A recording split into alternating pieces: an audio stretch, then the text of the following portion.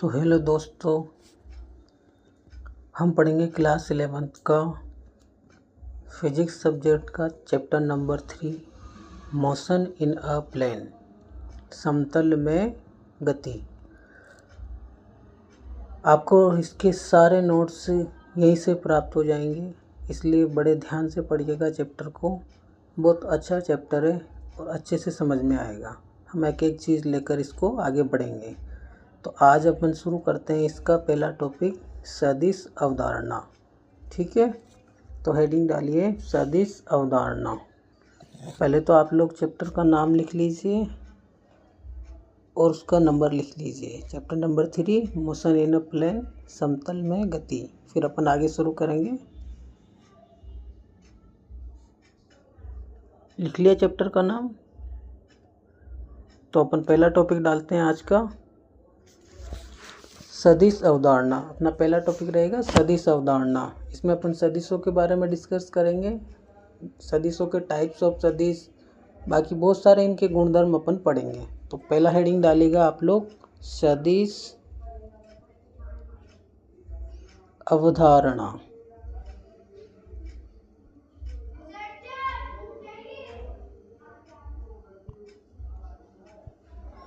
तो सदिश अवधारणा क्या होती है? भौतिक राशियों का वर्णन हम 4 रूपों में कर सकते हैं। भौतिक राशियों का वर्णन 4 प्रकार से किया जा सकता है। कौन कौन से प्रकार है? 4। पहला प्रकार है अपने पास अनुपात, छोटी क्लासों में अपन ने पढ़ा होगा अनुपात। दूसरा है सदिश। तीसरा पढ़ेंगे अपन अदिश।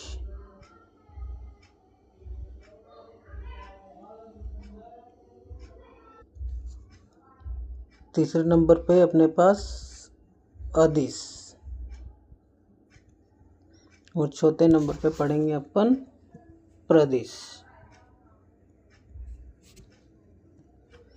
इन 4 रूपों में अपन जो है सदिशों की अवधारणा को समझ सकते हैं। लिख लीजिएगा आप लोग इनको। फिर अपन शुरुआत करेंगे। देखो, अनुपात जो है छोटी क्लासों में पढ़ा जा चुका है, तो अपन आगे से शुरुआत करेंगे सदिश से। तो अपना शुरुआत करते हैं पहले सदिश। सदिश क्या होते हैं देखिएगा। फिजिक्स में अपने पास कुछ राशियां ऐसी होती है जिनका अपने को परिमाण भी पता होता है और दिशा भी पता होती है। तो ऐसे सदिश जिनका अपने को परिमाण भी पता हो और दिशा भी पता हो, उनको सदिश बोलेंगे। जैसे वह राशियां जिन्हें दर्शाने के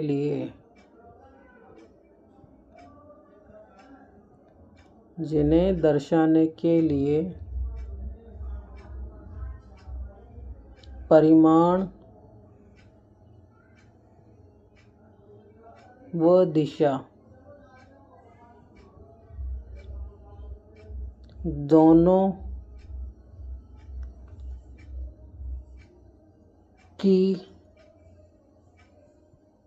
आवश्यकता होती है।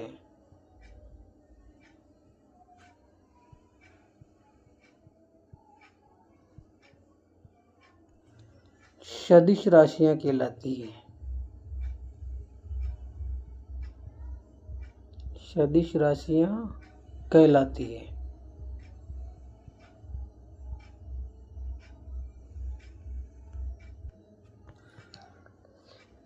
जैसे कि विस्थापन हो गया, वेग हो गया, त्वरण हो गया, बल हो गया, और भी खूब सारी है सदिश राशियाँ। अपन ने 1-2 एग्जाम्पल लिखे हैं। तो ऐसी राशियाँ जिनका अपने को परिमाण व दिशा दोनों की आवश्यकता होती है, सदिश राशियाँ कहलाती है, जैसे कि विस्थापन हो गया, वेग हो गया, त्वरण हो गया और बल हो गया। एक बात और ध्यान रखना इसमें, सदिश राशियाँ जो है, सदिश राशियाँ सदिशों के योग नियम का पालन करती है। सदिशों के योग नियम का पालन करती है। तो ये जो सदिश राशियाँ होती है ये योग नियम का पालन करती है। आगे अपन पढ़ेंगे सदिशों का योग क्या होता है, अभी तो केवल आप लिख लीजिएगा। तो एक बार आप पूरा या तो स्क्रीनशॉट ले लीजिएगा, बाद में लिख लेना, या फिर अभी लिख लीजिएगा साथ के साथ।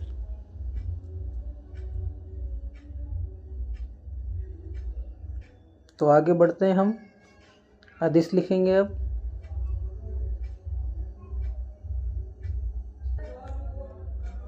तो दूसरा नंबर पे पढ़ते हैं अपन अदिश। अदिश राशियाँ, उसका ऑपोजिट बोलो, ऐसी राशियाँ, ऐसी राशियाँ जिन्हें दर्शाने के लिए, जिन्हें दर्शाने के लिए जिन्हें दर्शाने के लिए केवल परिमाण की आवश्यकता होती है। केवल परिमाण व मात्रक की आवश्यकता होती है, की आवश्यकता होती है, दिशा की नहीं, दिशा की नहीं, अदिश राशियाँ कहलाती है। अदिश राशियाँ कहलाती है। यानी कि इसमें केवल परिमाण चाहिए और मात्रक चाहिए, इसमें दिशा का जो है कोई रोल नहीं होता है। जैसे कि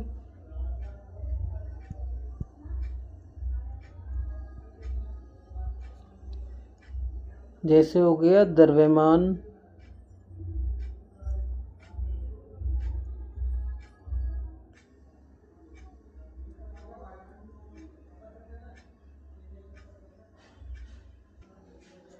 अब आगे बढ़ते हैं अपन।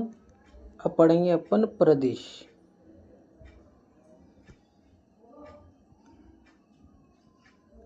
प्रदेश बोले इंग्लिश में इसको बोला जाता है टेंसर। देखो प्रदेश क्या होती है, वे राशियाँ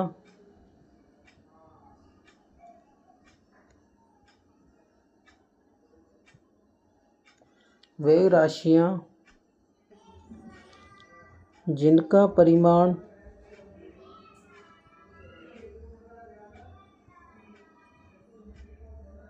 भिन्न भिन्न दिशाओं में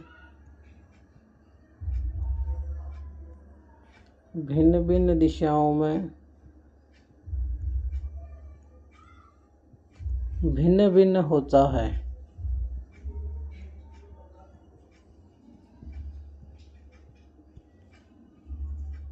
जैसे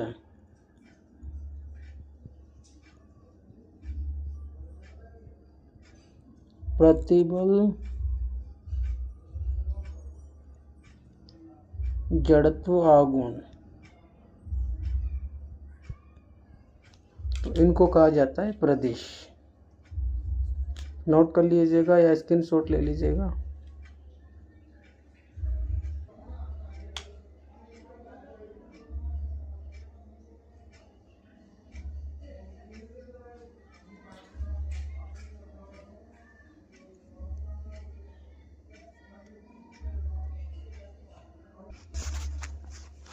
तो इस प्रकार से अपन ने सदिशों के बारे में थोड़ा सा जानकारी प्राप्त करी। सदिश हो गया, अदिश हो गया और प्रदिश हो गया।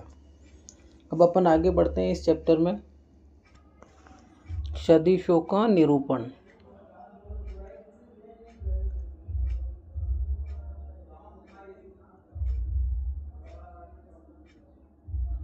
सदिशों का निरूपण।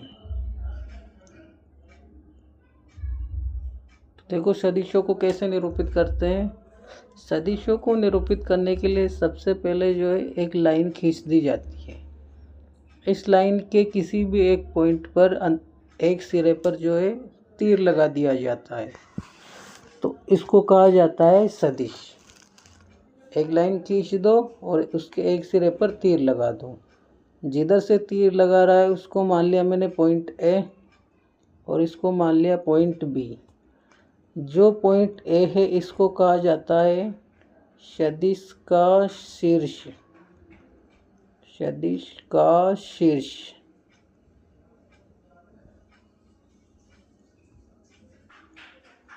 और जो पॉइंट बी है उसको कहा जाता है सदिश की पूंछ।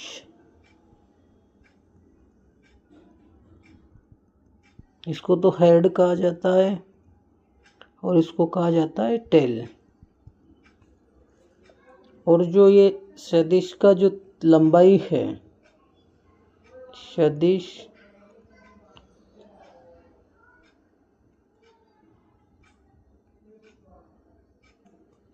जो ये सदिश की लंबाई है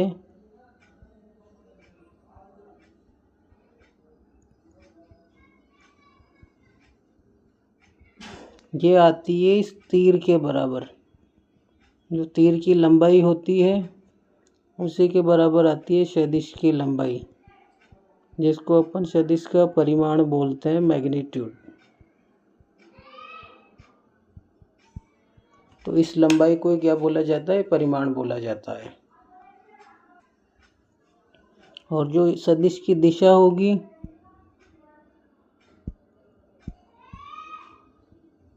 सदिश की दिशा,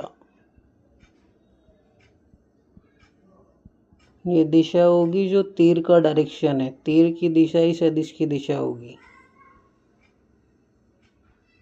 तीर की दिशा ही क्या होगी, सदिश की दिशा होगी। तो इस प्रकार से हम सदिशों का निरूपण कर सकते हैं। सबसे पहले एक लाइन खींच लो, लाइन के किसी एक सिरे पर बिंदु लगा दो, तीर लगा दो। तीर वाले बिंदु को कहा जाता है उसका हेड और पीछे वाले बिंदु को कहा जाता है उसकी टेल। जो सदिश की लंबाई है वो इस तीर की लंबाई के बराबर, यानी कि यही सदिश का क्या आएगा, परिमाण आएगा। और जो सदिश की दिशा होती है ये किसकी दिशा होती है, जो तीर की दिशा होती है उसी को सदिश की दिशा माना जाता है। तो नोट कर लीजिए या फिर स्क्रीनशॉट ले लीजिए, ऐसे ही लिख लीजिए इसको जैसा लिखा हुआ है।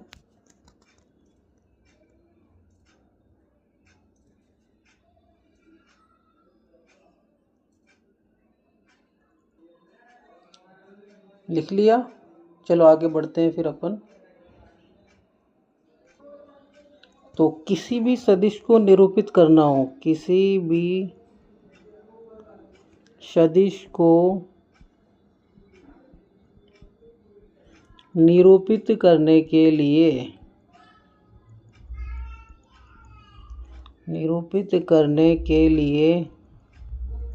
उसके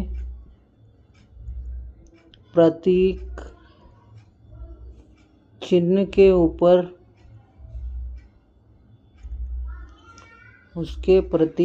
के ऊपर छोटा सा तीर लगा देते हैं। छोटा सा तीर लगा देते हैं। जैसे मेरे को विस्थापन सदिश लिखना है तो विस्थापन, इसका सिंबल एस। अब एस के ऊपर छोटा सा क्या लगा दो, तीर लगा दो। वैसे ही जैसे वेग को अगर करना हो तो वेग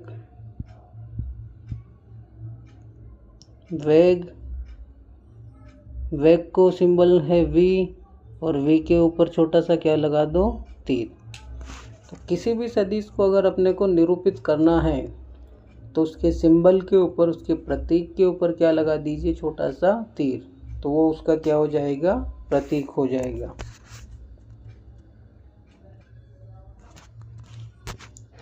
तो फ्रेंड्स आज अपन ने इस चैप्टर के बारे में थोड़ा सा इंट्रोडक्शन लिया है सदिश क्या होता है, अदिश क्या होता है, प्रदिश क्या होता है, सदिशों को कैसे निरूपित किया जाता है, ये हल्की हल्की सी जानकारी अपन ने ली है। तो आज के लिए इतना ही काफ़ी है। कल मिलेंगे नेक्स्ट वीडियो में। तो have a nice day, take care, जय हिंद, जय भारत। इसके आगे कल अपन पढ़ेंगे सदिशों के प्रकार, कौन कौन से प्रकार होते हैं, सारी चीज़ें अपन पढ़ेंगे। आप लोग जो लिखा रहे हैं उसको नोट्स के रूप में बना सकते हो। ये 11th क्लास के बहुत अच्छे नोट्स थे जो कि आपको और कहीं पढ़ने की ज़रूरत नहीं पड़ेगी। ये जितने हैं उतने पर्याप्त हैं। एक एक चीज़ें लेके अपन इसको डिस्कस करेंगे। या तो आप हाथों हाथ पढ़ लीजिए या फिर डेली में स्क्रीनशॉट लेने का टाइम दूंगा, वहाँ से स्क्रीनशॉट लेकर के पढ़ते रहिए। तो समाप्त करते हैं आज की क्लास। Thank you. जय हिंद, जय भारत।